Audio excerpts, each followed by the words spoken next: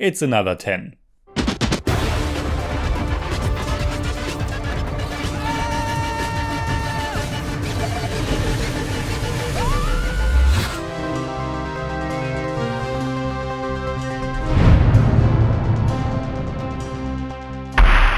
Servus Freunde, my name is Jimmy Cage and this will be a shorter review. The movie is already out and I also don't just want to put one superlative after the next. There's really not much reason for doing this review at this point, but every now and then people ask me what movies I have given a 9 or a 10 out of 10. And this is certainly one of them. Spider-Man Across the Spider-Verse, the sequel to 2018's phenomenal Oscar-winning Spider-Man Into the Spider-Verse, is absolutely incredible. The expectations were huge, but somehow they managed to do it again and deliver not only one of the best animated, best superhero, best multiverse movies, but one of the best movies period. Now, of course I have only seen it once, but I feel very similar to the way I felt with the first one. When you see something this great, it's hard to believe it's really that good, and I'm almost a little bit anxious and trying to find flaws, especially now with the sequel. It's just too hard to imagine they caught lightning in a bottle 2 times in a row. With the first one, I pretty much immediately watched it a second, third and fourth time in very close proximity. I feel like I will do this again with the sequel, and I think it might play even better the second time. Because then I can just fully enjoy it, discover even more little details and experience the story and the emotions on a different level, now that I know where the journey is heading. But honestly, how I should even review this movie and find the right words, I have no idea. Let's start with the basics. Spider-Man Across the Spider-Verse was directed by Joaquim dos Santos, Kemp and Justin K. Thompson. It was written by Phil Lord, Christopher Miller and Dave Callahan. The music was once again composed by Daniel Pemberton. In every regard, the team behind the movie was able to recreate the magic of the first one. And it's not just an incredible leading creative team behind it, but also just a giant team in terms of numbers. Apparently, more than 1,000 animators worked on it, making it the animated movie with the largest crew. And with a runtime of 2 hours and 20 minutes, it's also the longest American animated movie ever made.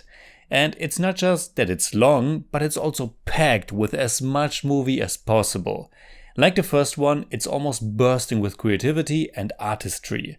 And even more than the first one, there are so many shots, scenes and sequences that aren't afraid to become full-on expressionistic, leaving naturalism far behind. Especially when we are in Gwen's world, the colors are just so strong, painting the entire frame according to the emotions of that particular moment.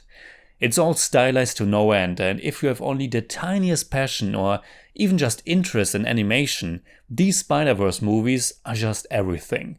The energy, the excitement, the love for the medium and for the characters and the story, you can feel it jump off the screen. And like its predecessor, Across the Spider-Verse manages to pull off this perfect blend of adventure, comedy and a heartfelt story. It's action-packed and fast-paced, but it's also backed by strong themes and fantastic character work. Miles Morales, voiced by Shameik Moore, is such a wonderful protagonist, and again they absolutely nail the feeling and the struggle of being Spider-Man. The movie beautifully builds on the foundation of the first film, the relationship between Miles and his parents, the bond between him and Gwen Stacy, voiced by Hailee Steinfeld. From the very beginning her role is expanded a lot, without taking anything away from Miles. Because all these spider people obviously share a similar history, which is also what makes this so much fun. They are doing a marvelous job in bringing back some of the other characters from the first film, while also introducing many new ones. And again, some play very important roles, and some are mostly there for jokes and fun references. And magically, it all comes together once again. There's even an Indian Spider-Man this time around, which especially warmed my heart. I also absolutely loved how they were just so casually introducing a villain that then becomes far more important and menacing as the movie progresses. Also, the whole talk, it's hilarious and perfectly fits with the Spider-Man humor. This movie has highlight after highlight after highlight, and in kind of a The Empire Strikes Back vibe, it also gets pretty dark towards the end, which again is so perfect for the character of Spider-Man, because the struggle to do the right thing while the whole world seems to be against you, it's the essence of that hero. At the same time, they are also doing such a wonderful job in terms of representation. It's also wonderful how big and small elements are coming back, like that college advisor talking about Miles' story, or the big gestures his father's doing. But I think that's enough for today. I said it will be a shorter review. Just believe me and go watch this simply spectacular film. And let's hope they will do it again with Beyond the Spider-Verse, which is supposed to come out next year. So in German I'd say, Spider-Man Across the Spider-Verse ist Animationskunst aus einem anderen Universum. Ein wilder, unendlich kreativer, witziger Wahnsinnsritt, dessen Liebe zum Medium Film, zum Medium Animation und natürlich auch zum Medium Comic, genauso wie die Liebe zu seinen Figuren und der Geschichte immer spürbar ist. I give Spider-Man Across the Spider-Verse 10 out of 10. Yeah, it's really that good. It's more like 9.5, but I don't do that.